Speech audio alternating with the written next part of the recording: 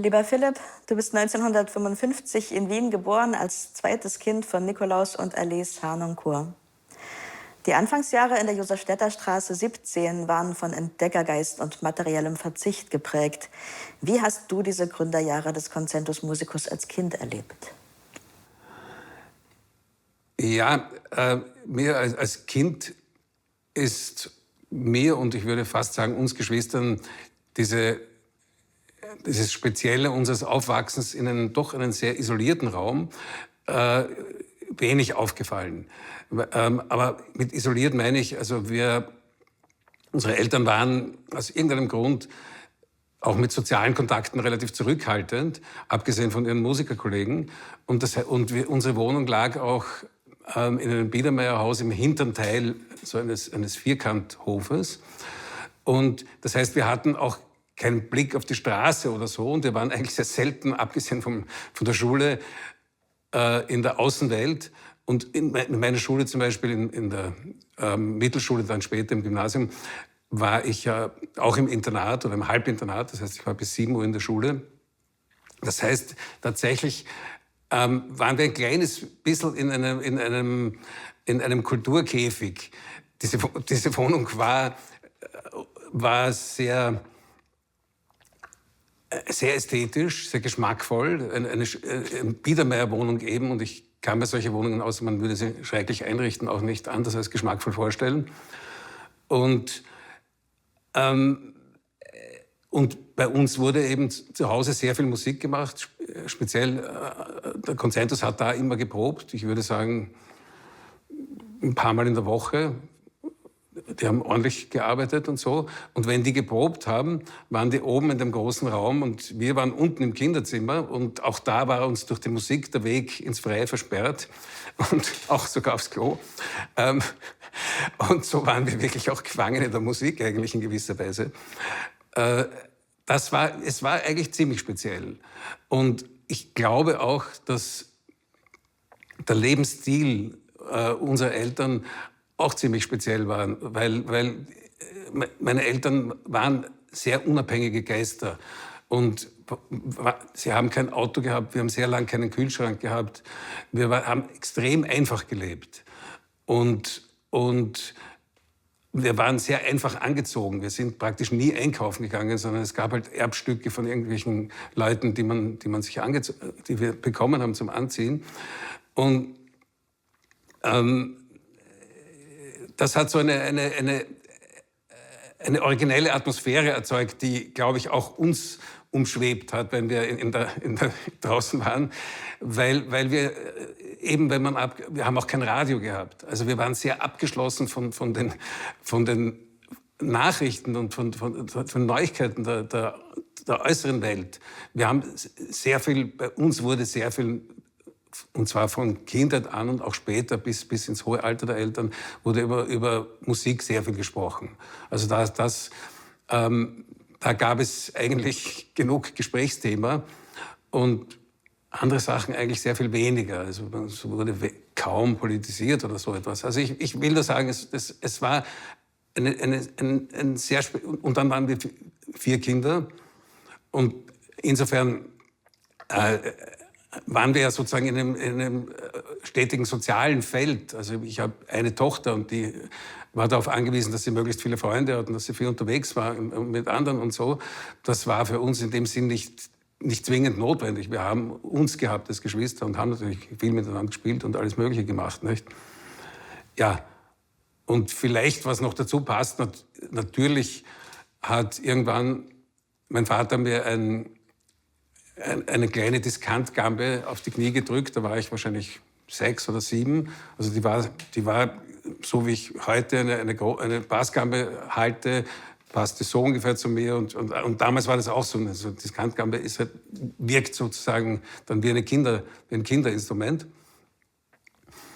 Und das war eine gemischte Erfahrung. Ich habe es eigentlich ziemlich gern gehabt. Und mein Vater hat immer behauptet, so ganz weiß ich das nicht, aber er wird schon recht haben. Er hat immer behauptet, dass ich, wenn ich Musik gespielt habe, dann bald Tränen in den Augen hatte. Also mich hat die Musik berührt. Eigentlich geht es mir heute immer noch so ähnlich. witzigerweise sehr oft am meisten, wenn ich die Musik selber mache. Ich weiß auch nicht, warum das so ist. Aber irgendwie war dann doch mein Vater für mich ein bisschen zu streng und zu... man sagt ja im Allgemeinen, dass Eltern als Lehrer selten gut funktionieren. Und ich weiß nicht, an wem es gelegen ist. Ich würde sagen, an beiden Seiten. Mein Vater war ein strenger Mensch. Und ich war, glaube ich, ein empfindlicher Bub. Und das hat irgendwie dazu geführt, dass ich mich dann irgendwann da überhaupt nicht mehr wohlgefühlt habe und dass wir sozusagen in Streitsituationen kamen beim Proben und probst nicht genug und das Übliche und dann die Ansage, es wird dir später noch mal leid tun. Das hat mir ehrlich gesagt nie leid getan. Man geht halt seinen eigenen Weg. Aber jetzt in späten Jahren, wo ich Instrumente von meinen Eltern geerbt habe, dann spielen diese Instrumente, speziell die große Kammer, spielt für mich eigentlich wieder eine ganz neue Rolle. Und das ist auch ein bisschen eine Versöhnung zu dem hin, weil natürlich ist es schade, weil ich würde sagen, wir alle Kinder haben ziemlich musikalische Gene mitbekommen. Jeder von uns ist musikalisch und von Musik bewegt und glaubt auch irgendwie an die Macht und an den Sinn von Musik und im weiteren Sinne auch überhaupt von Kultur, was ja alles nicht ganz selbstverständlich ist. Und du hast dann also nicht weiter Gambe gelernt, sondern ein anderes Instrument? Ich habe dann ein bisschen bisschen Cello gespielt und das war aber im Grunde nur eine Fortsetzung der gleichen Problematik und mein Vater war ja auch ein Cellist und ich war auch durchaus ein witziger, ein komischer Mensch, bin das im Grunde bis heute, der nicht immer, was in mir vorgeht, nach außen kommuniziert. Und so gab es irgendwie in meiner Schule, im Theresianum, wo ich dann später war, wurde relativ viel Musik gemacht. Da gab es eine kleine Musik, es war ein Internat mit sehr vielen Einrichtungen, mit Sälen für Naturgeschichte und weiß nicht was und mit einem Festsaal. Und es gab auch eine Musikabteilung mit mehreren Zimmern, mit Klavieren und auch Lehrer, die da kamen und da haben Kinder Klavier und auch Geige und solche Sachen gespielt. Und der sogenannte Musikpräfekt, der hat irgendwie gewusst, dass ich Cello spiele und hat mich irgendwann einmal bei so einem Konzert eingeteilt. Und bei diesem Konzert war witzigerweise der Herbert Tachezi am Cembalo oder an irgendeinem Tasteninstrument. Und ich war, ehrlich gesagt, zu schüchtern oder zu wenig geistesgegenwärtig, der Musikpräfekt zu sagen, ich kann überhaupt nicht mehr Cello spielen. Ich habe das mal gemacht, aber ich bin da und habe da keine Praxis und nichts. Und dann bin ich tatsächlich in einem Konzert gesessen mit einem Cello und habe das, was da gespielt worden ist, überhaupt nicht spielen können und habe in diesem Konzert Spielen gefaked. Und am Ende ist mir der Direktor der Schule ist auf mich zugekommen, hat mir die Hand geschüttelt und gesagt, wunderbar, Herr Harnoncourt. Ich habe wirklich keinen Ton gespielt. Der Tachezi hat das meinen Eltern erzählt, der Herbert, weil er gesagt hat, dein Sohn ist da drin gesessen, aber er hat nicht gespielt, er hat nur so getan. Okay, aber das ist eine skurrile Episode. Was haben die anderen Kinder gelernt für Instrumente? Der Eberhard hat Geige gespielt, wobei man sagen muss, dass der war sicher, er hatte später auch noch Geige gespielt, also er war ein sehr viel praktischer und charmanterer Typ als ich und deswegen hat er sich auch in diesen familiären Konflikten ziemlich gut durchzuschlagen gewusst. Aber ich muss auch sagen, ich finde, trotzdem das Instrument hat trotzdem wie bei einem Amateur immer ein bisschen gekratzt. Und ein kratzender Geigenspieler in der Familie oder in der Nachbarschaft ist etwas unangenehmer als ein Cellist oder ein Gambist, weil diese Instrumente klingen von vornherein ein bisschen verträglicher und haben eine Frequenz, die dem Bauchraum schmeichelt und so. Und Geigen man muss schon sehr gut Geigen spielen, dass man durch ständiges Spielen andere nicht belästigt. Ne? Und Elisabeth hat, glaube ich, von Anfang an Flöte gespielt. Hat möglicherweise, ja, später hat jeder von uns noch irgendwas anderes versucht. Und Franzi hat irgendwann einmal Oboe begonnen und wurde auch ein ziemlich guter Oboist und hat sich sogar irgendwann die Frage gestellt, ob er nicht berufsmäßiger Oboist werden sollte. Und hat sich aber dann für den ärztlichen Beruf entschieden. Und wir haben im Grunde auch Hausmusik gemacht. Also wir haben also nicht sehr wenig in dem üblichen Sinn, dass wir so quasi Quartett oder Trio oder solche Sachen gespielt haben, ein bisschen schon. Aber eben, also ich kann mich jetzt noch erinnern, was ich damals auf dem Cello gespielt habe, eine Begleitung von irgendeinem Mozart-Trio oder so. Aber das ging ultra primitiv. Also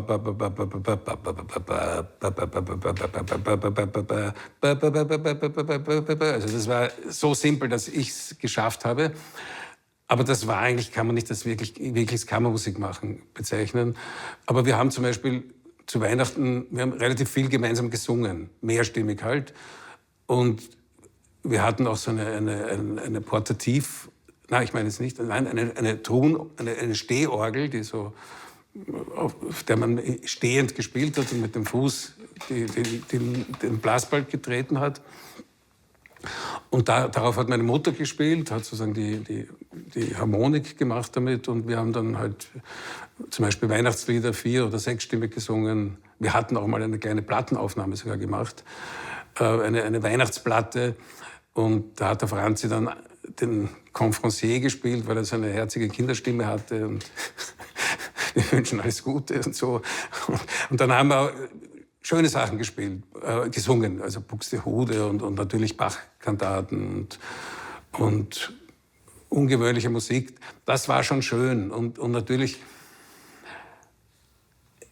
uns Kindern ist jetzt, meine Eltern waren ja nicht sonderlich, also diesen Ruf, wie sie heute hatten sie in keiner Weise damals. Aber wir haben schon gespürt, dass bei diesen Dingen sie einfach komplett kompetent waren und dass das nicht nur irgendwie eine nette Beschäftigung war, sondern dass das Niveau, mit dem die herangegangen sind und die Ernsthaftigkeit, das zu betreiben und so, dass das schon sehr besonders war. Also hat uns schon etwas angesteckt irgendwie an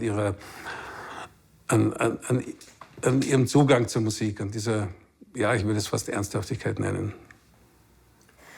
Waren die Kinder der anderen Musiker auch mit bei der Probe, also bei euch, wenn die Erwachsenen probten? Nicht wahnsinnig viele, aber ein paar haben sozusagen, ich weiß nicht so ganz aus welchen Gründen, vielleicht um sozusagen dieses Kind, um die Haushaltsfragen zu lösen, haben sie vielleicht das Kind mitgenommen. Wobei die Musiker alles Männer waren, bis auf meine Mutter. Es waren fast, mit wenigen Ausnahmen, waren in den Anfangszeiten. Später hat sich das dann sehr gezielt geändert. Aber am Anfang waren das halt Männer und deswegen war es vielleicht nicht aufgrund damaliger sozialer Umstände nicht zwingend notwendig, dass das Kind mitgebracht wird. Aber sie haben es immer wieder getan. Die Tochter oder Töchter von mir, Geschäftlein, war öfters da. Die Teiners waren wahrscheinlich sowieso hier und da und vielleicht noch ein, zwei andere. Also es war durchaus eine Möglichkeit. Und wie war dann das Verhältnis zu euren Schulkameraden, die ja dann in einer ganz anderen Welt lebten?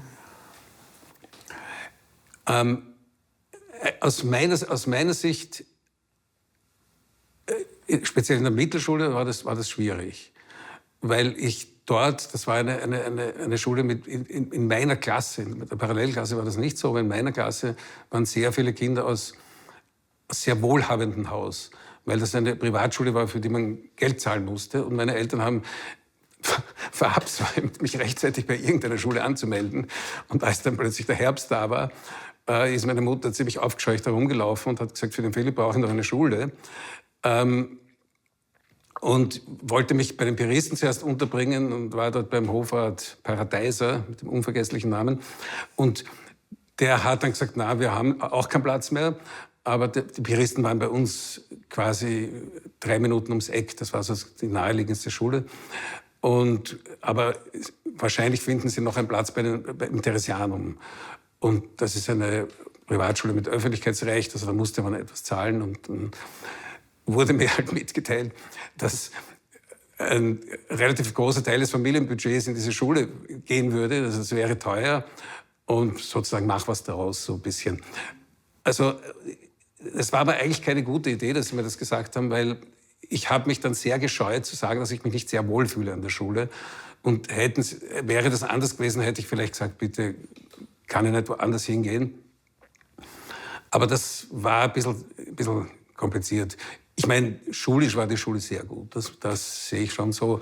Ich habe dort relativ viel gelernt und hatte, also im schulischen Bereich hatte ich keine Probleme, weil ich aus irgendeinem Grund den Eindruck eines guten Schülers erweckt habe. Ich habe mich selber immer darüber gewundert und habe das sozusagen, also ich wusste ganz gut, wie man das Spiel spielt. Es war für mich ein Spiel, weil ich habe eigentlich mich von den Lehrern nicht prüfen lassen, sondern habe dann so intelligente Dialoge geführt mit ihnen. Dann haben sie geglaubt, er weiß genug.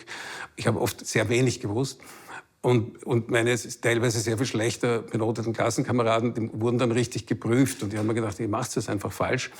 Aber und wenn man einmal diesen guten Ruf hat, dann wird man den nicht so schnell los, wie es umgekehrt ja auch ist. Und insofern habe ich mich also da schulisch gut durchgeschlagen. Mit den Klassenkameraden wurde ich nicht sehr warm. Das war, wie gesagt, ich habe mich da echt nicht wohl gefühlt und ich empfand die als irgendwie, ja, dieses bessere Kreisegehabe von denen hat mir überhaupt nicht gelegen. Das liegt mir nach wie vor nicht. Und das ist mir unheimlich, wenn Leute so mit ihrem sozialen Status quasi angeben oder so glauben und das auch ausdrücken, als wären sie was Besseres oder so. Die hatten natürlich auch viel Geld und gingen zu Sachen, wo man Geld braucht. Die hatten früh meistens so kleine Motorräder und weiß nicht was. Und also da fühlte ich mich auch quasi sozial unterklassisch. Also ich war deutlich eine andere soziale Klasse als diese Klassenkameraden und die sogenannten Klassenkameraden. Und eine interessante Erfahrung. Als ich aus der Schule raus bin, ich bin nie wieder in die Schule reingegangen und die erste Zeit meines Lebens nach der Mittelschule war von Rachegedanken geprägt. Also. Und ihr habt ja zu Hause mit alter Musik in alter Stimmung gelebt.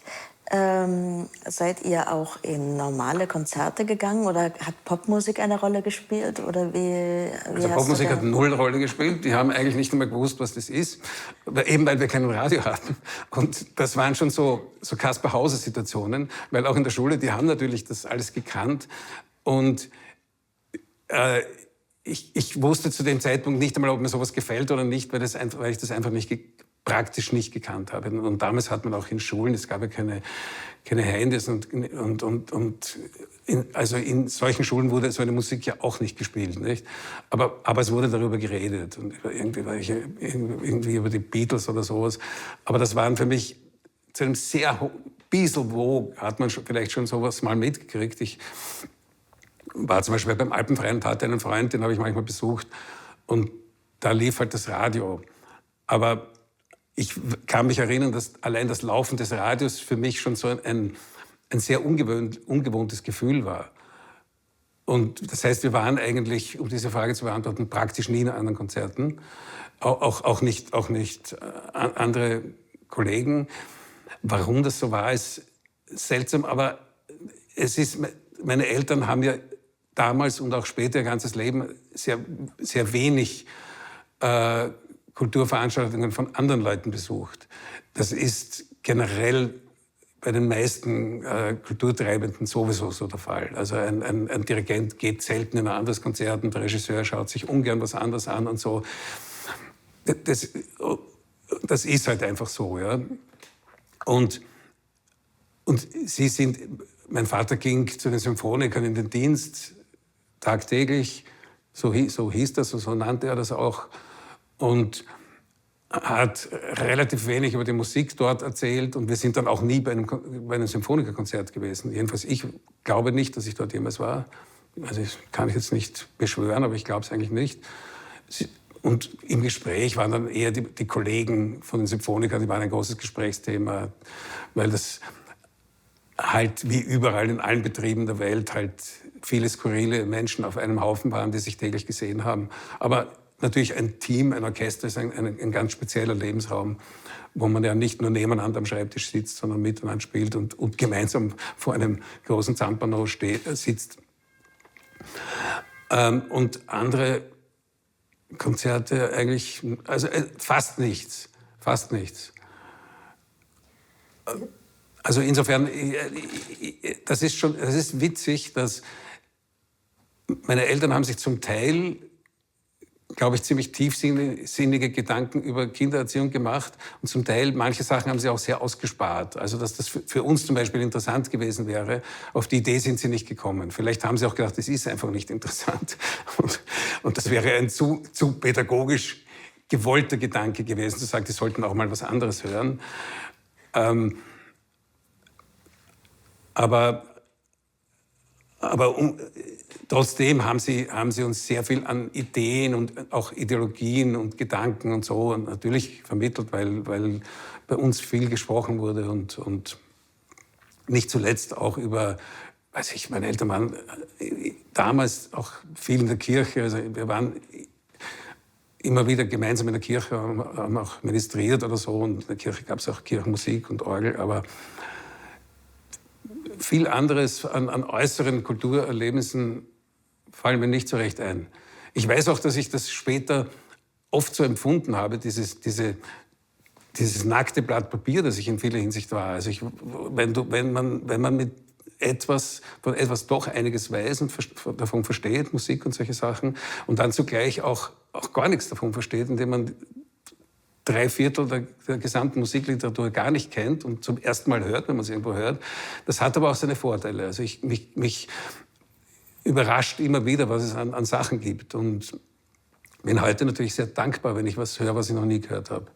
Und habe immer wieder es auch durchaus als Vorteil empfunden, auch später dann bei der Arbeit mit Opern oder so, dass ich fast alles, was man mir aufgetragen hat zu machen, zum ersten Mal mir angehört habe. Und das ist eigentlich toll. Weil dann hört man das ganz frisch und man begeistert sich schnell dafür. Manchmal, in vielen Fällen habe ich zuerst lachen müssen, weil ich es lächerlich gefunden habe. Aber das ändert sich sehr bald. Wenn man ein Werk ein bisschen näher kennenlernt, kommt man drauf, ob es gut ist. Und in wenigen Fällen, aber das ist mir zum Glück fast nie passiert, dass es auch schlecht ist oder uninteressant oder nicht so großartig. Ihr seid 1969 in die Piaristengasse übersiedelt. Mhm. Und dort war 71 Art Garfunkel zu Besuch. Ja, das passt sehr gut eigentlich da hinein. Aus irgendeinem Grund hat Art Garfunkel, der möglicherweise auch damals schon nicht mehr nur ständig die Projekte mit Paul Simon gemacht hat, sich begonnen halt für europäische alte Musik zu interessieren, offenbar. Und kam dann irgendwie auf den Namen meines Vaters. Vielleicht war er ein Fan von ihm über Platten. Meine Eltern haben ja wahnsinnig viele Platten gemacht und auch in Amerika ordentlich verkauft. Zu dieser Zeit damals schon. Und der hat dann irgendwie, ich nehme an, über die Plattenfirma Kontakt aufgenommen mit meinem Vater und dann hatte er einen Termin bei uns. Und damals ganz sicher mein Vater gesagt hat, er kann gerne kommen, aber wer das ist, er hat keine Ahnung. Das heißt, Art Garfunkel hat uns 4 oder 5 Langspielplatten von Simon und Garfunkel mitgebracht. Wir hatten zwar kein Radio, aber einen Plattenspieler. Und innerhalb des nächsten Monats waren wir alle 4 Kinder dann sehr Experte Simon und Garfunkel-Kenner, weil wir haben diese Platten sehr oft gespielt und uns angehört und hat uns eigentlich relativ gut gefallen. Das waren diese ganzen Bridge over Troubled Water und weiß ich, diese ganzen Sachen, The Boxer und was auch immer, diese Klassiker von Simon und Garfunkel eben.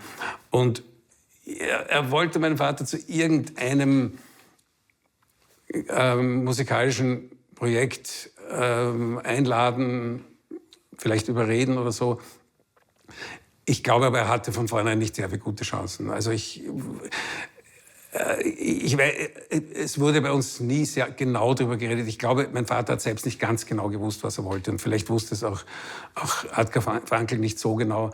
Und damit hat man bei meinem Vater sowieso relativ schlechte Karten, wenn man weiß, was man will und ein Projekt ihm vorstellen kann, dann glaube ich, hatte eigentlich jeder Mensch eine gewisse Chance, ihn zu überzeugen, weil mein Vater war ein interessierter Mensch. Aber wenn er nur gesagt hat, machen wir was und du bist gut, ich bin gut und zusammen sind wir super, so, das war vielleicht, das wäre meine Interpretation dieser Begegnung. Aber ich kann mich erinnern, der ist da gesessen in der Sitzgruppe meiner Eltern in so einem Sofa. Er war ein liebenswerter Mensch mit einer hellen Ausstrahlung, also so blond und so hellhäutig, aber auch so. Er hatte so eine sympathische Ausstrahlung. Also er hat auch nicht jetzt so wahnsinnig berühmt gewirkt, aber ich glaube, er war damals sehr berühmt und hatte sicher auch große finanzielle Möglichkeiten und alles das. Also es ist ja auch Paul Simon hat ja später sehr viele Projekte mit Weltmusik, mit Musikern aus anderen Ländern gemacht und insofern spricht es ja durchaus für die Leute, dass sie ihre Fühler ausgestreckt haben und versucht haben, Crossover-Projekte im weitesten Sinn zu machen. Also so war es vermutlich gemeint, nicht? Aber es war eine unserer frühesten Begegnungen mit der Welt der sogenannten Popmusik, nicht? Sehr witzig eigentlich. Und dann gleich in echt mit einem Star. Ja, das sind die Besonderheiten. Ich meine, wir haben in unserem Leben letzten Endes mit vielen prominenten Leuten indirekt was zu tun gehabt, weil auch meine Eltern haben halt, Frau Janowitz war bei uns, als sie noch sehr jung war, zu Besuch und hat sie mit den Kindern gespielt und so. Also wir haben viele bekannte Leute bei uns zu Gast gehabt oder Leute, die später bekannt wurden oder auch frühere Generationen wie Alfred Teller. Interessante Leute, die natürlich auch die Atmosphäre prägen. Also wenn man mit interessanten Leuten Begegnungen hat, mehr als mit normalen Leuten, weil, wie gesagt, außer unseren Hausmeister haben wir gut gekannt, den Herrn Witolowitsch, weil da ist man täglich vorbeigegangen und der saß wirklich wie ein Concierge in einer Hausmeisterloge da, wo er genau gesehen hat, wer rein und raus gekommen ist. 1972 seid ihr nach St. Georgen im Attergau übersiedelt? Ja, ihr ist eigentlich das falsche Wort. Es ist, also wenn du den Zeitpunkt weißt, ich hätte ihn jetzt nicht gewusst, also das Ganze stand im Zusammenhang mit der Professur am Mozarteum und mein Vater hat sich überlegt, dass er irgendeinen Wohnort zwischen Wien und Salzburg braucht. Ich bin über diese Sache kann ich mich auch nicht ganz sicher erinnern. Irgendwie haben sie vielleicht sogar schon vorher nach irgendeinem Wohnsitz am Land gesucht. Weil 1, 2 Orte kamen dann auch ins Gespräch, zum Beispiel eine Sache in Oberschützen im Burgenland oder so, was nicht auf der Strecke zwischen Wien und Salzburg liegt. Deswegen bin ich mir nicht ganz sicher, wie da die Reihenfolge war und warum, aber jedenfalls hat sich dann relativ bald ergeben, dass er über seinen Bruder, über den Onkel Philipp, also den geistlichen Bruder, diesen alten Pfarrhof dort erfahren hat, dass er den besichtigen kann, dass der verkäuflich ist.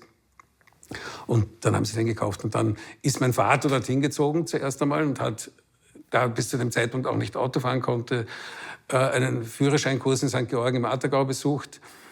Und das ist eine sehr witzige Fahrschule, wo ich dann auch den Führerschein gemacht habe. Und er hat sich dann, dort machte man damals den Führerschein sehr viel einfacher, als man ihn damals in der Stadt gemacht hat. Also die Prüfung war einmal geradeaus fahren, einmal abbiegen und das war's. Ja. Weil die meisten Leute konnten schon Auto fahren und sind auch mit dem Auto schon in diese Fahrschule gekommen. Aber das Problem war sozusagen die theoretische Prüfung. Aber das ist lange her und möglicherweise heute ganz, ganz anders.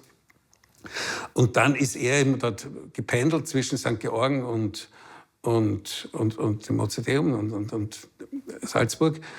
Und er hatte dort 2 Studenten, die hatte dort auch einquartiert, den Erlen und die Dana Paddle, die Paddles. Und die waren ein bisschen, die konnten dort wohnen. Ich glaube, die mussten nichts zahlen und waren dafür sowas wie die Hausmeister oder haben sich ums Haus gekümmert. Und möglicherweise haben die ihm am Anfang nach Salzburg gebracht, bis er den Führerschein hatte oder so irgendwie. Und dann in einer zweiten Etappe ist dann auch meine Mutter hinaus übersiedelt. Das muss ungefähr gewesen sein 72 oder 73, weil das war entweder im Jahr oder ein Jahr vor meiner Matura. Ich bin dann praktisch allein in Wien übrig geblieben, in der Wiener Wohnung, in der Piristengasse. Und dadurch, dass ich knapp vor der Matura gestanden bin, hat sich die Frage erübrigt. Also bei meinem jüngeren Bruder, bei beiden jüngeren Brüdern hat sich die Frage schon gestellt, dass ohne die Eltern in Wien sie eigentlich nicht mehr in Wien in der Schule sein konnten. Und dann sind beide in verschiedene Schulen, in Internate gekommen. Der Eberhard in Ebenau in das Werkschulheim, sogenannte Felbertau Werkschulheim, und der Franzi nach Kremsmünster. Also da waren dann sehr große Veränderungen im familiären Leben durch diese Übersiedlung. Aber ich glaube, aus irgendeinem Grund das war irgendwie vorgezeichnet. Also ich glaube, beide Eltern haben gespürt, dass mit diesem Einzug in St. Georgen ein neuer Abschnitt begonnen hat. Und sie haben das auch keine Sekunde lang irgendwie in Frage gestellt. Und sie sind dort sehr, sehr verwachsen mit diesem Haus, mit dieser Gegend, mit diesem Ort, der für ihre Bedürfnisse auch extrem geeignet war. Es waren große Räume, wo man auch Musik machen konnte, wo man Musikinstrumente aufbewahren konnte, wo man sich mit Kunstgegenständen umgeben konnte und so weiter. Also das war einfach durch und durch richtig. Und meine anderen Brüder mussten da ein bisschen mehr tun, weil das Haus war in keinem besonders tollen Zustand. Es war halt viele Jahre nicht renoviert worden, oder Jahrzehnte, würde ich sagen.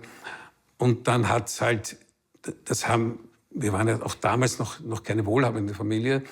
Und das heißt, das haben halt alle angepackt. Und mein Vater hat irrsinnig viel gemacht. Er hat mit dem Stemmeisen sämtliche, und zwar, das ist kein Haus aus Ziegelsteinen, sondern aus Granitsteinen. Und diese ganzen Leitungen unter Putz zu verlegen, mein Vater ist handwerklich sehr begabt und hat immer schon viele Sachen machen können. Und das hat er letztlich auch gepackt. Aber erstaunlich eigentlich, er hat mit dem Meißel die ganzen Kabelkanäle gestemmt, er hat die Fenster renoviert, er hat alle entrostet, er hat die Böden abgeschliffen. Also er hat dort ordentlich gearbeitet und wir Kinder mussten ihm helfen. Ich am wenigsten, weil ich dort nicht einmal ein Zimmer oder keinen Platz oder so hatte. Meine Geschwister, die in den Internaten waren, hatten sozusagen dort ihren Wohnsitz außerhalb der Schulzeit.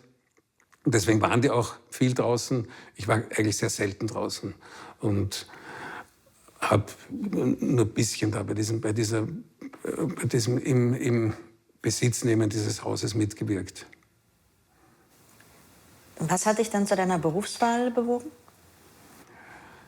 Ich würde sagen, das Schicksal in Verbindung mit Zufall, was irgendwo fast das Gleiche ist, also so im Einsteinschen Sinn. Ich habe mich eigentlich ich hatte nicht sehr viel Hilfe bei der Berufswahl und habe mich auch sehr unsicher gefühlt, was ich machen soll nach der Matura. Und unsere Eltern haben da ein fast übermäßiges Vertrauen in uns gesetzt, so ein demonstratives Vertrauen. Ihr wisst was ihr macht. Was sie natürlich auch ein bisschen entlastet hat. Aber ich weiß nicht, Vor- und Nachteil. Jedenfalls haben sie uns ziemlich deutlich gemacht, dass wir über einen künstlerischen Beruf lieber gar nicht nachdenken sollten, weil sie haben Glück gehabt und sie haben Arbeit gefunden, was die Hauptsache war. Also ich rede nicht davon, dass sie damals schon besonders viel verdient hätten, aber sie haben Arbeit gehabt und Beschäftigung und haben Resonanz gefunden. Also als Künstler waren sie in dem Sinn erfolgreich einfach. Und sie waren davon überzeugt, dass sie da sehr viel Glück hatten und dass es sehr viele Menschen im Bereich der Kunst gibt, die dieses Glück nicht haben und die halt brotlose Künstler und auch Künstler ohne Publikum und so weiter sind. Und deswegen haben sie das irgendwie von vornherein jede aufkeimen. Und außerdem haben sie uns gesagt, ja, ihr habt sowieso kein Talent. Also sie haben uns schon für musikalisch gehalten, aber wir haben halt auch hier und da so andere Ideen gehabt, wie Theater, Schauspiel, sowas. Jeder von uns hat es gehabt. Die Elisabeth hat es gehabt, der Ewald hat es gehabt, der wurde ja später auch Schauspieler, unter anderem. Und dann haben sie uns versucht, mit ziemlich witzigen Regeln erklärt, also dass wir dieses Talent einfach nicht haben, weil das wäre schon längst so herausgebrochen, dass man es bemerkt hätte.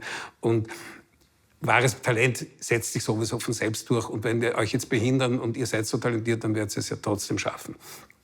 So haben sie ungefähr gedacht, was zum Teil stimmt, zum Teil aber vielleicht auch nicht stimmt. Also ermutigt haben sie uns da jedenfalls nicht.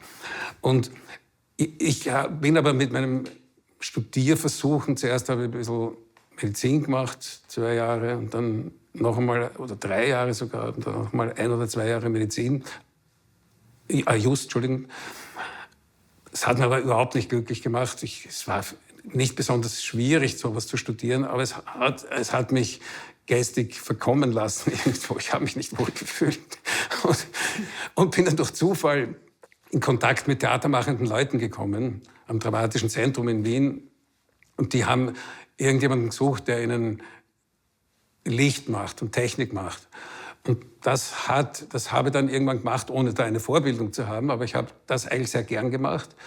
Und das Leben mit kunsttreibenden Leuten war mir sowieso sehr vertraut. Und ich konnte mich da auch einbringen und ich war auch geeignet dafür. Ich war kreativ, mir ist immer was eingefallen, was man mit Licht machen kann. Und wurde zum großen Freund des Gegenlichtes und habe einfach bemerkt, dass wie viele Leute auch eigentlich das ästhetische Gefühl gar nicht dafür haben. Also bis heute mache ich gern Beleuchtung, egal ob bei eigenen Inszenierungen, auch bei anderen Leuten. Ich arbeite mit ein paar Leuten zusammen, wo ich dann Raum, Bühne und Beleuchtung für die mache. Das ist schon sind ganz gute Tools, die man in diesem großen, breiten Feld der Kunst machen kann. Und zugleich ist es auch eine sehr handfeste Arbeit. Also ich habe dann relativ viel ganz einfache Arbeit gemacht. Ich habe in meinem Leben sehr viel Kabel gezogen und bin auf Leitern und auf Gerüsten rumgeklettert und habe dann Scheinwerfer aufgehängt und so weiter. Aber das war eigentlich so ist mir sehr gelegen, habe ich gern gemacht. Und indirekt bin ich durch diese Arbeit dann sozusagen ein bisschen weitergekommen. Es hat mich dann später irgendwann einmal ich hatte natürlich Freunde, die mich gekannt haben und die mich empfohlen haben zum Teil. Und dann hat mich einmal der Christopher Wiedauer empfohlen, dem Hans Kratzer, weil der nach einem technischen und Betriebsleiter für das Schauspielhaus gesucht hat. Und dann hat mir der Hans gesagt, ja, allerdings, und ich war damals an Theater ziemlich interessiert und habe auch begonnen, selbst Theater zu schreiben und habe ziemlich viel geschrieben. Und dann habe ich und der Hans hat mir gesagt, sie würden 1 Jahr lang Oper machen. Dann habe ich gesagt, du, das kommt bei mir jetzt nicht so gut an. Das Feld der Oper ist die Geschichte meiner Eltern. Damit möchte ich eigentlich nicht so viel zu tun haben. Wenn du jetzt gesagt hättest, du machst hier weiter Theater, dann wäre ich sofort dabei. Und ich habe dann mit ein paar Leuten gesprochen, die haben gesagt, Philipp, du bist total deppert. Du hast jetzt gerade die berufliche Chance deines Lebens verpasst. Und dann habe ich den Hans angerufen und habe gesagt, du, tut mir leid, ich möchte es eigentlich doch machen. Und dann war er zuerst ein bisschen gekränkt und dann habe ich diesen Job bekommen und es war auch leider nur 1 Jahr. Co-Direktor, wir waren sozusagen ein Direktorium, der Hans Kratzer wollte selber das nicht mehr leiten und dann gab es die Elke Hesse, die hat die geschäftlichen Sachen, vor allem die Werbung gemacht und die Kommunikationsarbeiten und dann gab es einen Geschäftsführer und ich war technischer Leiter und mitkünstlerischer Leiter. War eigentlich ein super Job und das Absurde war, dass ich über diesen Weg plötzlich im Feld meiner Eltern was gemacht habe, nämlich Musiktheater. Wir haben zuerst dieses Haus, das Schauspielhaus, umgebaut auf ein Arena-Theater, so ein bisschen wie das mit dem Vorbild des Theater Olimpico in Vicenza, also als offenes Theaterhaus und waren der Meinung, dass man auch in einem arenaartigen Raum, in einer Raumbühne Musiktheater machen kann. Und wir haben gesagt, wir machen nur moderne Opern und alte Musik, also so frühe Musik halt. Und dann war ich eigentlich dafür auch zuständig, dass dieses Haus so auszugestalten, diese Arena, dass das klingt. Und wir haben viel experimentiert und haben uns Musiker reingeholt und haben dann einen Holzfachmann geholt und haben da eine Holztribüne reingemacht und haben an die Decken so ein bisschen was gemacht, damit es einerseits reflektiert und andererseits nicht zu sehr scheppert und so. Weil das war ja nicht von vornherein nicht unbedingt ein Klangraum, sondern ein Theaterraum. Aber das ist gut gelungen und dann haben wir spannende Produktionen gemacht. Und dort, als uns dann einmal eine Produktion ausgefallen ist, die im Abonnement war, hat der Hans gesagt, Philipp, dann musst du es halt du machen. Und dann, also eine Oper inszenieren. Und ich habe meine Schwester angerufen, die Elisabeth, und gesagt, Elisabeth, du, ich komme jetzt da ganz unerwarteterweise zu der Aufgabe, eine Oper zu inszenieren. Und das muss aber alles innerhalb von 2,5 Monaten passieren. Lass uns darüber reden, fällt dir was ein, was wir da machen könnten. Und sie hat ihren Mann gefragt, den Simon, und wir sind sehr schnell auf Piramo et Tisbe vom Johann Adolf Hasse gekommen, auch weil es nur für 3 Sänger waren. Und dann hat Elisabeth gesagt, okay, und dann singe ich die eine und eine Freundin von mir, die Silvia Weiß, singt also Piramo und Tisbe sind, also Piramo ist der Mann, aber es ist eine Hosenrolle, es sind 2 Frauen, machen dieses Paar und dann gab es noch den Vater und den hat dann der Berchtold, Vornamen jetzt im Moment vergessen, ein Bernhard. ziemlich ordentlicher Tenor aus Salzburg. Bernhard Berchtold, genau. Ja, und das war schon, ich habe damals, da sind in mir ein paar Dinge explodiert. Erstens mal bin ich plötzlich über Noten gesessen und habe mit Opern inszeniert und habe mir gedacht, hey, also es ist praktisch irgendwo das Erbe meiner Familie über mich hereingebrochen. Und ich habe auch bemerkt, eigentlich taugt mir das. Und sehr bald habe ich auch gemerkt, eigentlich kann ich sehr einfach mit Musikern kommunizieren.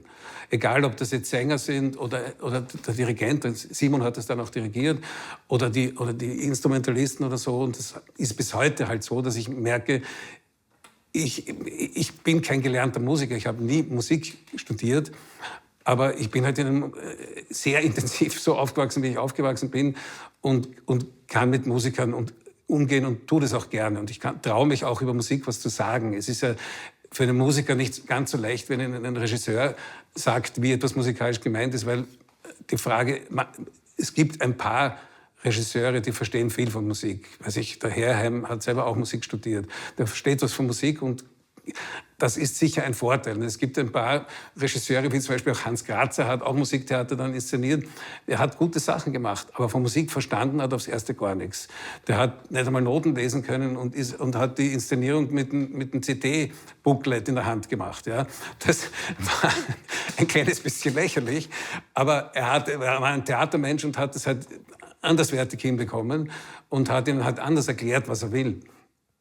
Aber ja, und das Zweite, was auch sehr gespenstisch war, also in einem positiven Sinn, ich habe mich eigentlich mit meiner Schwester nie sehr gut verstanden. Weil ich kann nicht erklären, warum. Sie war die Älteste und wir Jüngeren, sie hat sehr stark sich mit den Eltern identifiziert und diese klassische ältestes Kind, so diese Aufsichtsrolle übernommen. Wir haben sie immer als Gouvernante bezeichnet und empfunden. Und da ich aber ein sehr widerspruchssprechender Mensch bin, haben wir sehr viel gestritten und uns auch manchmal körperlich gezofft. Und das Witzige war, ich habe durch die Arbeit mit meiner Schwester an der Inszenierung, ich habe plötzlich gemerkt, hey, sie ist ja eine Künstlerin, sie versteht was davon. Zu dem Zeitpunkt war sie schon Sängerin. Sie hat ja als Flöterin begonnen. Und ich habe als Künstlerin sie nicht mehr als meine geschaftelnde gouvernantische Schwester empfunden, sondern als eine Künstlerkollegin, als die eine gute Idee sofort aufnimmt und weiterbaut. Ihr ist viel eingefallen und sie hat auch meine Ideen gut gefunden und so. Das hat sehr viel bewegt bei mir und hat mein Verhältnis zu ihr bis heute verändert. Ja, es gibt sozusagen das private Verhältnis, aber dieses Arbeitsverhältnis war dann sehr viel stärker. Und genau das, was ich mit ihr erlebt habe, habe ich später mit meinem Vater erlebt. Dass ein Verhältnis, das als Vater ziemlich problematisch war. Er war mir eigentlich zu streng und zu dominant und zu rechthabend, ich will nicht sagen rechthaberisch, aber rechthabend zumindest. Und als wir zum ersten Mal, wir haben früh begonnen, als wir zum ersten Mal mehr oder weniger gemeinsam gesessen sind über Projekten und dann auch in diesen Sachen, hatte ich einen ganz anderen Zugang zu ihm. Und plötzlich wurde er mir richtig lieb als Vater, was er mir vorher nicht so ganz war. Also in unserer Familie ist das sehr eigenartig, dass die Arbeit sozusagen hat wichtiger als dieses fragwürdige Privatleben. Vielleicht, was mir dazu einfällt, ich weiß nicht, ob es gut ist, so zu springen. Mein Vater hatte eine sehr starke Neigung, je näher die Menschen ihm waren, die etwas gekonnt haben, wofür er sie gebraucht hat, desto lieber. Und deswegen war seine Familie, wir waren durchaus eine Art Familienbetrieb, so wie ein Bauernhof oder wie eine Apotheke oder irgendwas. Wenn mein Vater Wehwehchen gehabt hat, hat er meinen Bruder gehabt, der war Arzt. Und mein Bruder war da sein Hausarzt sein Leben lang im Grunde.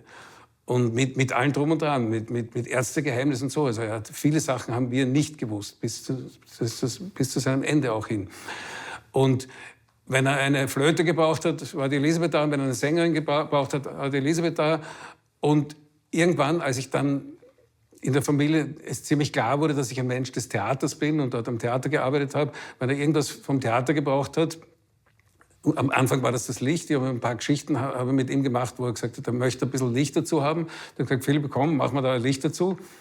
Das war Sommernachtstraum in Styriate in Graz und später auch im Konzerthaus in Wien und noch später im Konzertgebau. Und als er dann noch etwas später Idomeneo war 6, Idomeneo machen wollte in Graz, hat er gesagt, ja, er wollte einmal selber Regie führen, nachdem er solche und solche Erfahrungen mit Regisseuren gehabt hat. Er hat gesagt, okay, mache ich es einmal selbst. Und dann irgendwann hat er gesagt, du Philipp, eigentlich ein richtiger Regisseur bin ich nicht. Du hast schon einiges inszeniert. Du kennst den Ablauf, du weißt, wie das geht. Hilf mir dabei, machen wir das gemeinsam. Ich habe zwar die Hauptansage, aber du bist halt mein Co-Regisseur oder sowas. Und also so entstand die Zusammenarbeit auch aus dieser Nähe, möglichst mit den Menschen zu arbeiten, die er schon ziemlich gut kannte und die nah an ihm dran waren. Und meistens sind beide Seiten eigentlich ganz gut mitgefahren. Er ist damit gut gefahren und für mich waren das natürlich auch tolle Erfahrungen auch mit wahnsinnig tollen Möglichkeiten, die man nicht so oft hat und mit einem musikalischen Niveau, was man halt auch nicht ganz immer so hat.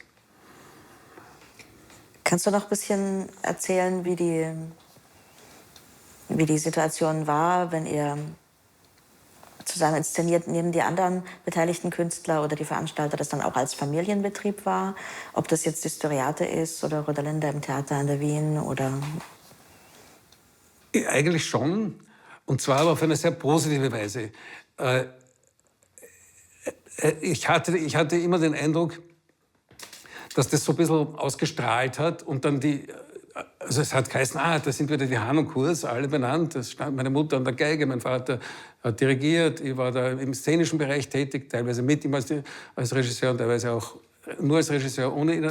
Und die Elisabeth war sehr oft auch im Orchester drin. Und irgendwie hat sozusagen dieses, sagen wir, mein Vater hat nicht viel gegrinst, aber trotzdem war irgendwie so ein heimliches Lächeln in dem Ganzen zwischen diesen Familien. Auch die anderen haben gesagt, schau, dieses Familienbetrieb. Und haben sich dann fast schon wiederum Teil dieser großen Familie empfunden. Also ich glaube schon, dass das der Atmosphäre gut getan hat, weil ich glaube sowieso, dass alle Produktionen, wo etwas entsteht, eine Gemeinschaft der, die das produzieren. Und im Bereich der Oper sind das wahnsinnig viele Leute. Das sind Orchester, das sind Darsteller auf der Bühne, das sind Assistenten, Regisseure, Dirigenten, Techniker. Und je mehr daraus etwas Gemeinsames entsteht, wo alle sich als Teil dieser Familie und dieses Arbeits- und Schaffensprozesses dieser Gruppe empfinden, desto besser, desto mehr tut es dieser Sache gut. Ich meine, ich rede nicht davon, dass es deswegen wahnsinnig bequem wird, weil bequem hilft gar nichts, sondern es muss sogar ein bisschen unbequem sein, glaube ich, weil es ist halt einfach unbequem, wenn man sehr viel zu tun ist. Aber die Atmosphäre, dass auf einer ziemlich flachen, hierarchischen Ebene etwas wie eine Familie entsteht. Also mein Vater war Dirigent und Dirigenten sind im normalerweise hierarchisch gesehen in einer recht steilen Hierarchie zu Hause. Da ist halt einer sehr weit oben und der andere ist das Fußvolk. Auch ein Orchester ist eigentlich so gesehen sehr hierarchisch organisiert, nicht? Aber eigentlich in der Arbeit hat mein Vater für mein Gefühl wenig Hierarchie ausgestrahlt. Er hat sehr viel Kompetenz ausgestrahlt und dadurch haben viele Leute zu ihm aufgeblickt oder so oder ihm halt gelauscht oder so. Aber er hatte auch einen familiären Umgang in der Regel. Es mag Ausnahmen geben, aber in der Regel hatte er einen familiären Umgang auch mit den Leuten. Er hat wirklich viel verlangt von den Menschen, die was gemacht haben und hat auch nicht losgelassen. Aber die Hierarchie war bei ihm sehr viel weniger als bei anderen Leuten. Also ich habe Leute kennengelernt, er hat auch manchmal sogar Leute ein bisschen eingebremst. Er hat dem Flim, wenn er mal rumgeschrien hat, hat er gesagt, Jürgen, wenn du hier weiter rumschreist, dann wird das ein übles Ende nehmen und der Gewerkschaftschef wird dich zitieren und so weiter. Und du kannst mit den Bühnenarbeitern nicht schreien, auch wenn du nervös bist und wenn das nicht packt. Und sowas hat er einfach nicht gemacht. Ja. Also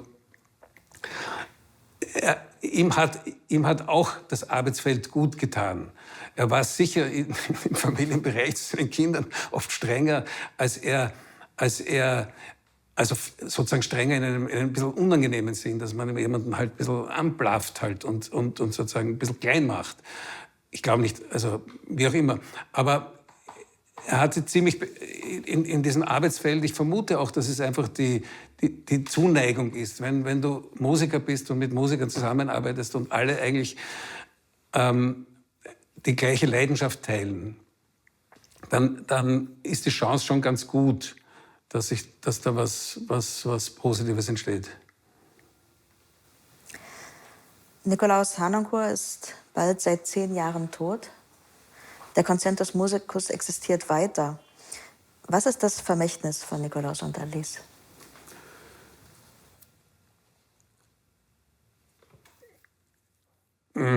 Gute Frage. Ich glaube, ich würde es in zwei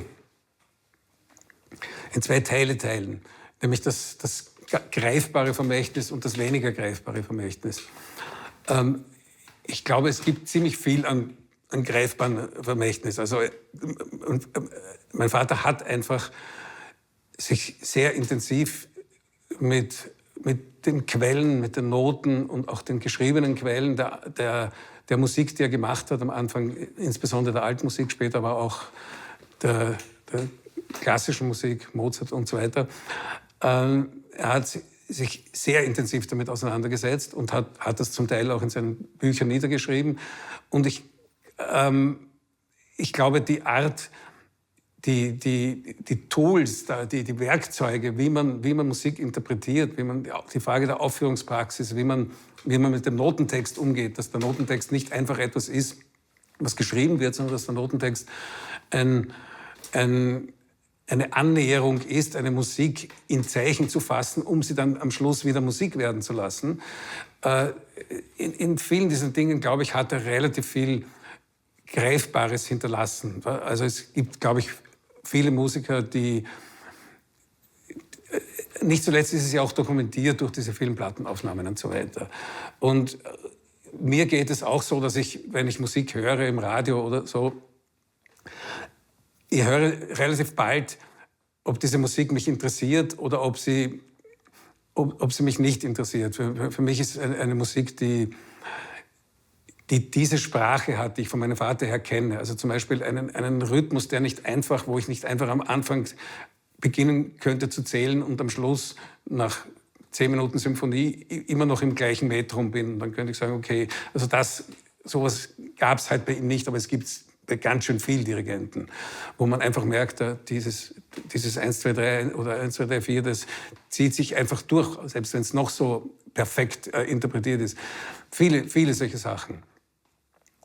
Und vielleicht auch der Respekt vor den Komponisten und den Anspruch überhaupt, sich mit dem zu beschäftigen und nicht zu sagen, das ist Repertoire, das machen wir einfach. Und das ist im Grunde bekannt, wie es geht. Und das ist halt dann, dem gefällt es ein bisschen besser so und dem anderen gefällt es ein bisschen besser so. So hat er ja überhaupt nicht agiert, sondern... und das andere ist, dass ich glaube schon, in allen Fällen haben hinterlassen vor allem die Künstler, die relativ wenig an eigenen Kunstwerken hinterlassen, wie ein Bild, wie eine Symphonie oder wie eine Skulptur oder irgend sowas, die hinterlassen halt eher einen Mythos. Wenn man von Ruth Berghaus gibt es 3 Filmaufnahmen von ihren Inszenierungen. Sie hat wahrscheinlich 60 Inszenierungen gemacht, die einen irren Ruf haben, was man aber nicht beweisen kann. Es gibt ein paar Fotos von ihren Frankfurter Inszenierungen, aber es gibt keine Dokumente davon, keine Filmaufnahmen. Aber das hat auch einen großen Vorteil. Man kennt ihre Ideen, ihre Prinzipien und es steht da ein Mythos eines kreativen Menschen und das ist bei ihm sicher auch zum Teil so. Also, dass er die Leute, die ihn gekannt haben oder indirekt auf die einen Einfluss gehabt hat, denen schaut er in irgendeiner Form auch über die Schulter. Und selbst wenn einer sagt, ich mache jetzt alles ganz anders oder so und vermuten, dass Herr Harnoncourt, wenn er das jetzt hören würde, ihm sagen würde, du machst alles falsch. Also das hat er ganz gern gesagt. Er hat es ja auch durchaus mit Humor sagen können. Er war humorbegabt. Er hat sehr gerne, er liebt es eigentlich, einen gewissen trockenen Humor zu haben. Auch weil er natürlich die Paradoxien des Lebens sehr geschätzt hat.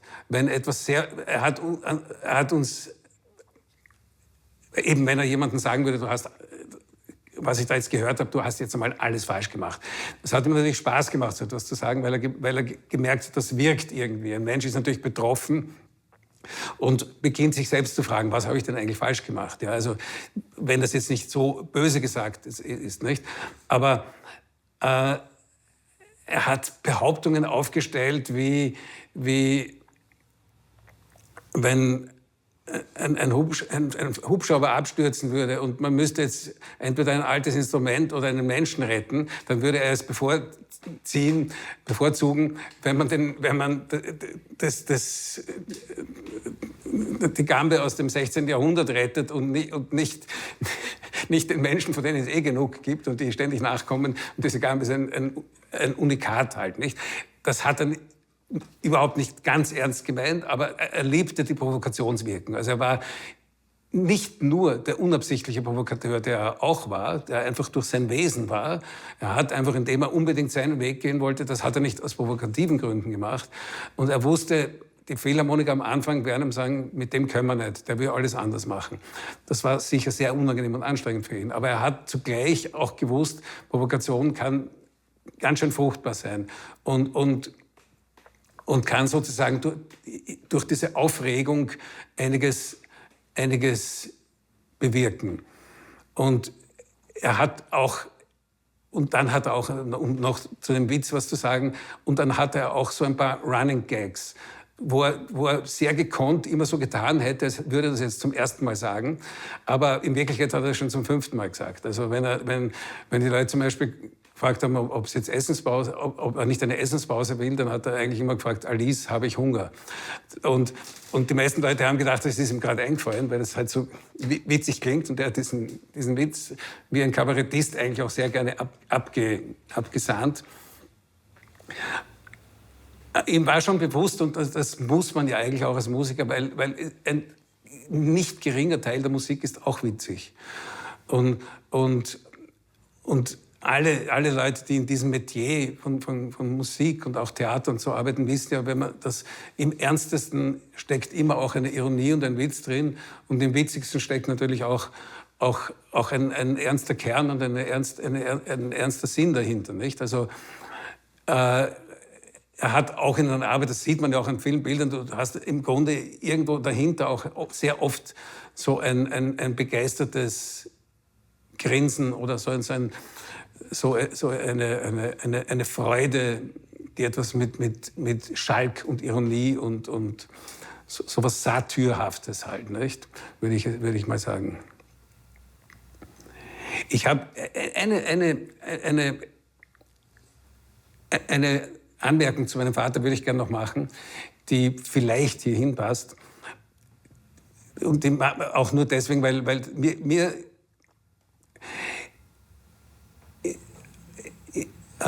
man trifft sehr viele Menschen, also gerade Musiker, aber auch Theater, das ist überall dieser Sache ziemlich ähnlich, die Dinge machen, weil sie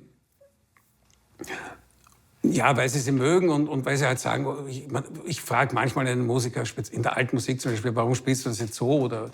Und manche antworten, in den Quellen steht das und das und das. Und andere stehen, ja, also mir taugt das so und das soll ein bisschen wie Jazz klingen. Oder man kriegt sehr viele so Antworten, wo man letztlich das Gefühl hat, okay, vielleicht so, vielleicht anders.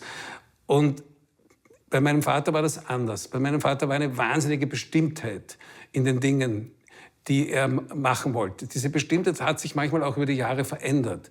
Also er hat dann viele Jahre später, wenn er, brandenburgische oder eine Beethoven-Symphonie noch einmal gemacht hat oder eine Passion von Bach oder so, hat ein paar Sachen, hat er sozusagen neue Erkenntnisse gewonnen, aber er war sich trotzdem seiner Sache sehr sicher. Und ich habe mir mal gedacht, ich habe das mit dem Wort Prophet bezeichnet. Martin Luther King war ein Geistlicher und er hat die Argumentation für die Befreiung der Schwarzen in der Bürgerrechtsbewegung hat er ganz stark über die Bibel genommen. Also ich habe viel King gelesen, weil ich das mal durch Zufall witzigerweise in einem Werk von der Olga Neuwirth mit Texten, das war im Theater in Wien, das war American Lulu war das, glaube ich, oder so. Und da haben mich diese King-Texte so beeindruckt, dass ich mir einiges gekauft habe und das nachgelesen habe. Und dann wurde mir erst klar, wenn jemand in einem gegebenen Denkgebäude, wie es zum Beispiel die Bibel ist, ich glaube, er war wahrscheinlich Lutheraner oder sowas, Pastor, egal, war verheiratet. Und wenn er darin eigentlich ein Reflex seiner eigenen Ideen findet, alles, was er über die Schwarzen gesagt hat, irgendwo ist immer das Wort Gott vorgekommen oder so, aber trotzdem in gewisser Weise war das nur die Inspiration. Sein Funke wurde entzündet dadurch, dass er gesagt hat, was er gesehen hat in der Welt. Und er hat gesehen die Ungerechtigkeit und die Diskriminierung der Schwarzen und die Möglichkeit, etwas dagegen zu tun. Und so ähnlich sehe ich das bezeichne ich als Prophet. Propheten sprechen scheinbar etwas nach, was in irgendwelchen alttestamentarischen Schriften steht, auch diese alttestamentarischen Propheten. Aber eigentlich ist es ihre eigene Erleuchtung, die sie dadurch entzünden. Und genauso sehe ich meinen Vater in Bezug auf Komponisten. Für meinen Vater waren die Komponisten und der Gedanke der Komponisten scheinbar unverrückbar, genau das, auf was er sich immer bezogen hat. Und das war zum Teil auch so. Er hat einen Komponisten niemals angezweifelt. Aber zugleich ist in dieser Sicherheit, sich auf diesen Menschen zu beziehen, ist genau das aus ihm rausgekommen, was in ihm selbst war. Also es war sein Mittel, das aus sich zu holen, ohne dann irgendwie auch egomanisch und eitel oder zu sagen, ich bin das Genie. Nicht? Wenn der andere das Genie ist, indem man sich versenkt, dann kommt die eigene Genialität aus einem raus. Ob es jetzt genial ist oder nicht. Also das ist sehr stark. Ich meine, das Bild von bestimmten Menschen wie King oder wie mein Vater oder ein paar andere auch, was ich als Prophet, also nicht in dem ein Prophet, der die Zukunft vorhersagt, sondern als dieses Bild, wie ich das gerade jetzt gesagt habe, das wer ist. Darf ich noch was sagen?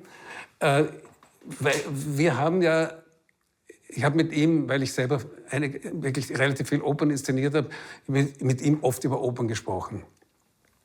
Und auch da sehe ich habe ich etwas in ihm kennengelernt, was ich bei keinem anderen Dirigenten und auch Regisseur jemals festgestellt habe. Opern haben Libretti, Opern haben Texte.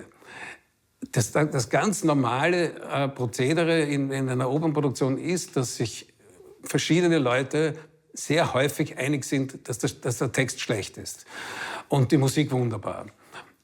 Und darüber wird ziemlich viel gesprochen. Und daraus entstehen auch sehr oft Lösungen oder Fragen, wie kann man so einen problematischen Text umsetzen. Sei es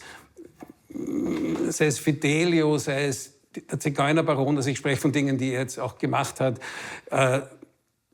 und viele andere Sachen mehr, sehr viele andere Sachen mehr. Und ich habe nicht ein einziges Mal erlebt, dass mein Vater irgendeinen Libretto-Text in Zweifel gezogen hat, sondern automatisch hat er darauf so reagiert, dass ich interpretiere das jetzt so, also ich bin ja nicht er und ich kann es nicht mit Sicherheit sagen, aber ich finde es doch interessant. Das ist nun mal der Text, mit dem wir zu arbeiten haben. Das ist auch der Text, den sich dieser Komponist ausgewählt hat. Weiß ich, wenn Schumann, Genoveva, lauter so Sachen, wo die Leute sich fragen, warum hat sich der keine besseren Librettisten genommen? Aber es hat nun mal, diese Leute haben diese Leute genommen oder selber die Texte geschrieben oder wie auch immer, die ihrerseits dann mit diesen Texten diese Musik machen konnten und wollten. Und wirklich, bei welchem Werk auch immer, er hat eigentlich immer den Text verteidigt und den Text auch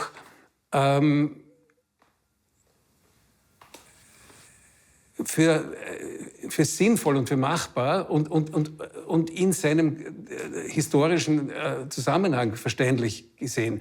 Ich kann mich erinnern, irgendwann einmal hat der Pereira meinem Vater vorgeschlagen, für die Salzburger Festspiele Fierabras vom Schubert zu machen, einer der wenigen Schubert-Opern. Und damals, witzigerweise, mein Vater hat mir das erzählt und hat gesagt, Philipp, eigentlich würde ich das gerne mit dir machen. Und ich habe mir das angehört und auch durchgelesen. Und ich fand es eigentlich auch ziemlich interessant. Ich fand es eigentlich eine Geschichte über Väter und Söhne. Also Vaterland. Also natürlich eine sehr patriotische und ein bisschen militaristische Geschichte, aber unter dem Aspekt, das Land der Väter, wo die Söhne eigentlich das tun müssen, was die Väter tun, das mit der Waffe zu verteidigen und so weiter. Und auch natürlich eine ganz tolle, teilweise sehr chorische Musik.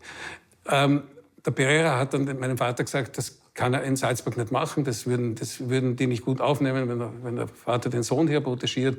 Er schlagt ihm den Peter Stein vor.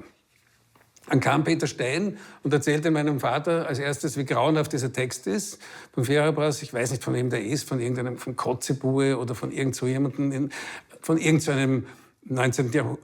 Jahrhundert Schriftsteller halt. Und er hat halt so die Inszenierung darum herum gebaut, wie man das irgendwie kitten kann, dass es eigentlich ein grauenerregend schlechter Text ist. Darauf hat mein Vater gesagt, lieber Herr Stein, Sie sind wunderbar, aber mit Ihnen kann ich diese Oper nicht machen.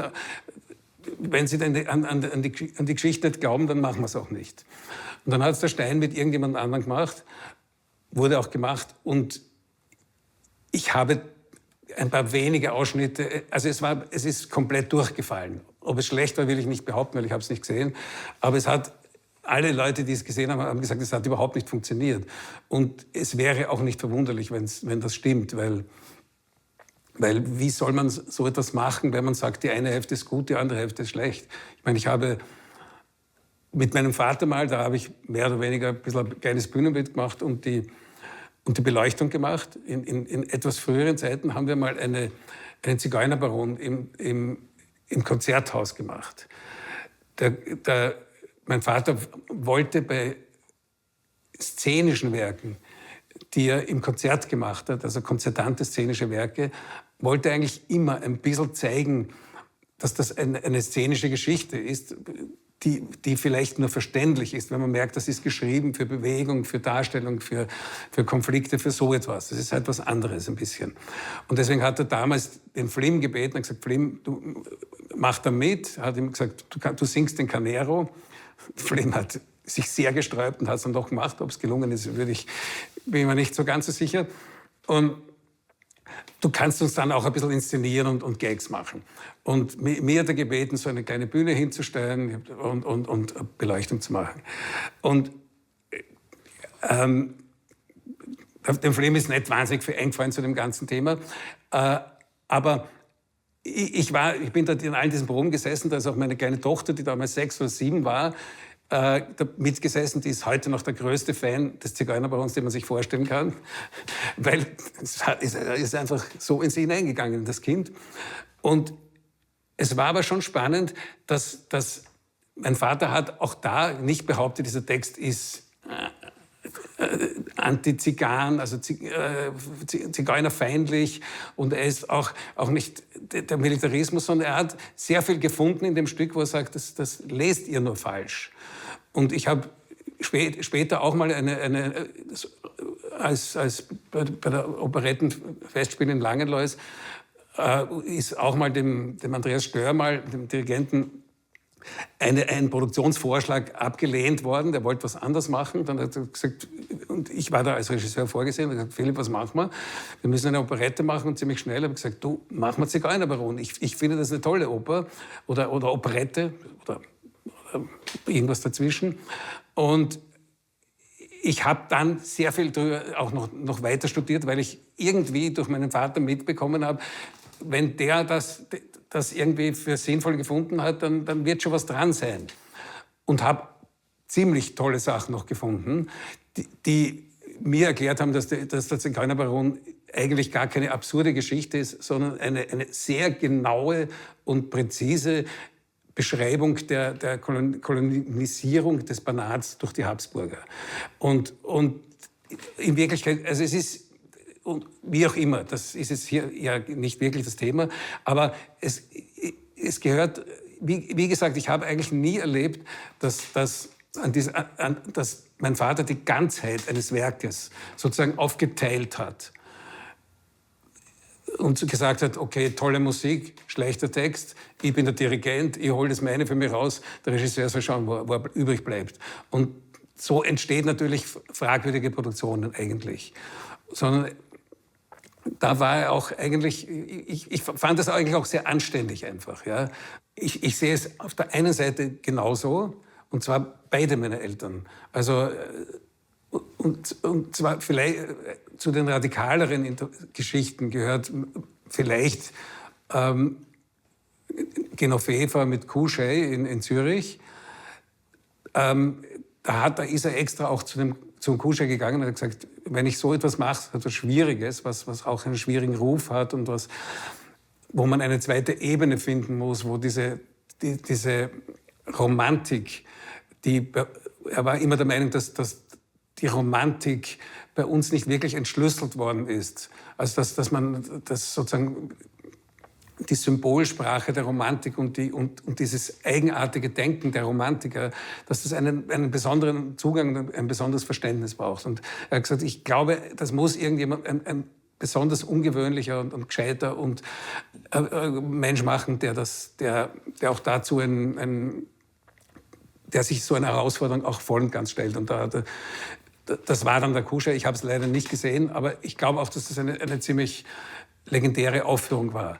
Und das, als er zum Beispiel den Freischütz mit der Bret gemacht hat, das war alles anders. Das war überhaupt nicht so mit Kulissenzauber und Schlucht und so, sondern sehr, sehr abstrahiert, sehr aufgelöst in Choreografie sozusagen. Und witzigerweise, sowohl mein Vater als auch meine Mutter waren hellauf begeistert von diesen radikalen Werkdeutungen. Ich meine, auf der anderen Seite, er konnte sehr empfindlich werden. Das habe ich auch das ein oder andere Mal erlebt. Zum Beispiel, als wir Fairy Queen in Graz gemacht haben. Da war er extrem davon überzeugt, dass diese Musik wahnsinnig leise sein muss. Und im Grunde war ihm, er wollte das zwar szenisch machen, oder halbszenisch eigentlich. Wir haben das ja nur in ganz kurzer Zeit gemacht, um es als dieses szenische Werk, was es ist, auch zu zeigen. Aber es ist fast unmöglich, dass man etwas macht, wenn er sagt, die Musik darf fast nicht mehr hörbar sein. Also da war jede Bewegung, das ist zu laut, das ist zu laut.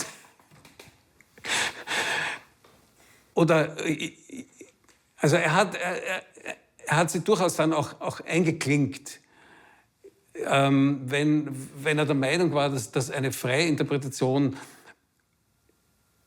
wenn sie nicht überzeugt hat, ganz einfach würde ich sagen, wenn sie nicht überzeugt hat. Oder bei der Fairy Queen habe ich auch etwas erlebt, wo ich auch ganz schön kurz aufgeflammt gestritten habe mit ihm.